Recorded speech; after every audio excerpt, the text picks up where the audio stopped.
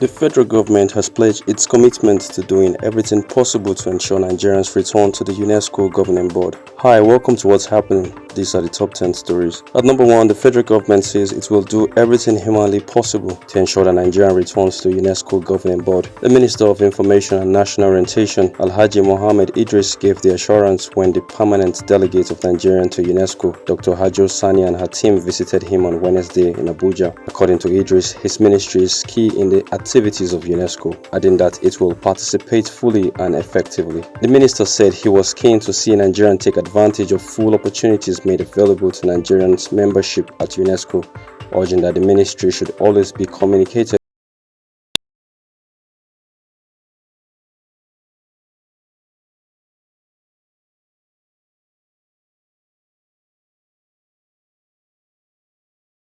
The Federal Capital Territory Minister, Nyesom Wike, revealed that these unauthorized motor parks and uncompleted buildings used by criminals have contributed to the increase in criminal activities. To tackle the security menace, the FCTA has established a joint task force focused on cross-border crimes, primarily targeting one-chance robberies. These measures aim to improve safety and security in Abuja and assure residents of the administration's commitment to their well-being. At number 3, the National Agency for Food and Drug Administration and Control, NAFDAC, carried out the destruction of counterfeit and expired products valued at over 500 million naira in Abuja. NAFDAC's Director General, Professor Mojisola Adeyeye, explained that some of the items had been voluntarily submitted to the agency. The process, which is part of NAFDAC's routine activities nationwide, aims to prevent these products from re-entering the supply chain. Among the products destroyed were drugs including psychoactive and controlled substance, antibiotics, antihypertensives, anti-malarials, herbal snuff, herbal remedies, and medications confiscated from street vendors.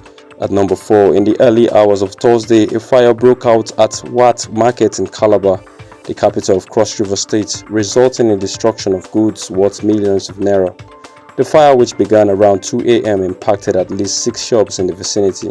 The commanding office of the Calabar Command of the Federal Fire Service, Olumayowa Olomola, attributed the fire to an electrical surge in one of the mall shops in the market. Fortunately, no casualties were reported thanks to the prompt response by the fire service, which prevented the flames from spreading to adjacent shops and buildings. The extent of the damage is yet to be estimated. At number 5, the third Millan Bridge, one of Nigeria's busiest, is set to close to traffic from Saturday, October 21st, 2023 to Sunday, October 22, 2023 for necessary repairs. The Federal Controller of Works, Lagos, Engineer O.I. Kesha, announced this decision and encouraged motorists to use alternative routes during the temporary closure. Several concerns had been raised about the deteriorating state of certain parts of the bridge, prompting the government to embark on these repair works. Plans for comprehensive repair of the third Millan Bridge are in progress to ensure its long-term functionality.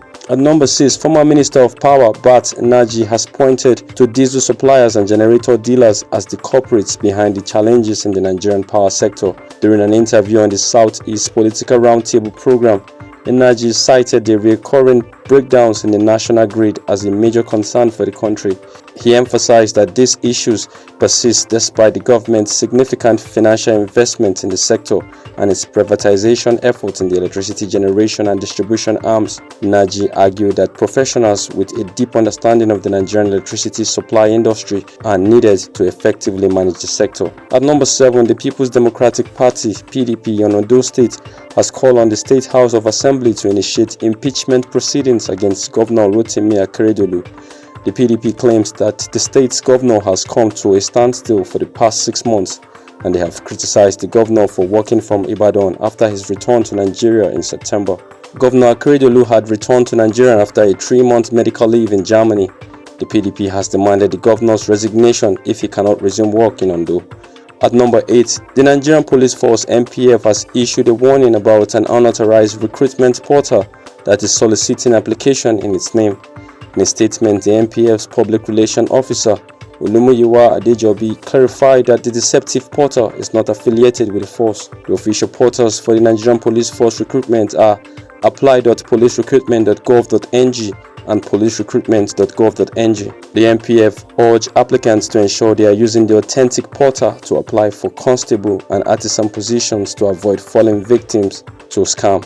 At number 9, Radja International, a social reformist organization, has called for a sustained advocacy and campaign against human trafficking and related crimes in Imo State. The group believes that curbing the high rate of this menace is possible through adequate sensitization of citizens about its consequences for society. This call was made during a meeting with Mr. Ugbu Enes, commander of the National Agency for the Prohibition of Trafficking in Persons, NAPTIP, in Imo State. The group presented a roll-up banner to Imo NAPTIP to encourage the agency's advocacy efforts in combating human trafficking in the state. At number 10, Egyptian President Abdel Fattah al-Sisi has agreed to open the Rafah crossing into Gaza to allow the passage of approximately 20 humanitarian aid trucks. This announcement was made by US President Joe Biden after he spoke with President Sisi following his visit to Israel, where he expressed solidarity over the October 7 Hamas attacks. The shipment is expected to cross on Friday after road repairs are completed at the crossing. This is considered a test for distributing aid without benefiting the Palestinian militant organization Hamas, which controls Gaza. The United Nations will be responsible for distributing the aid on the Gaza side of the border, and additional trucks are waiting to cross depending on how this initial effort goes. That's all for today. See you next time on What's Happening.